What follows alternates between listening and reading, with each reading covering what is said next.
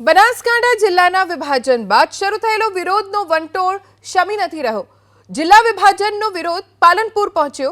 ધાનેરાના યુવાનો પહોંચ્યા કલેક્ટર કચેરી અને આવેદનપત્ર આપી માંગ કરી કે ધાનેરા તાલુકાને બનાસકાંઠા જિલ્લામાં જ રાખવામાં આવે। જો માંગ પૂર્ણ ન થઈ તો આંદોલનની પણ ચીમકી ઉચ્ચારાઈ છે।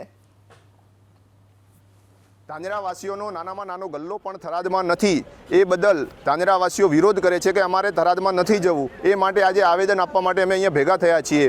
ધાનેરા તાલુકો બનાસકાંઠા જિલ્લા સાથે સામાજિક, રાજકીય, ભૌગોલિક અને આર્થિક તમામ દ્રષ્ટિએ પેઢીઓથી બ્રિટિશ શાસનથી બનાસકાંઠા સાથે જોડાયેલો છે, અમદાવાદ સાથે જોડાયેલો છે। જેથી ધાનેરાને બનાસકાંઠામાં સમાવવામાં આવે એવી ધાનેરાના વાસીઓની પૂરજોશ સાથેની માંગ છે। જો ધાનેરાના નિર્ણયમાં ફેરબદલ કરવામાં ના આવે તો ગાંધી ચીધ્યા માર્ગે ધાનેરા તાલુકો બનાસમાં રહેવા માટેનું શક્ય એ તમામ આંદોલન કરશે। થરા અને ધાનેરામાં પણ વિરોધ પ્રદર્શન કરવામાં આવ્યું। ધાનેરાને બનાસકાંઠા જિલ્લામાં જ સમાવવામાં આવે તેવી માંગ સાથે આગેવાનો અને અગ્રણીઓ એકઠા થયા અને વિરોધ દર્શાવ્યો।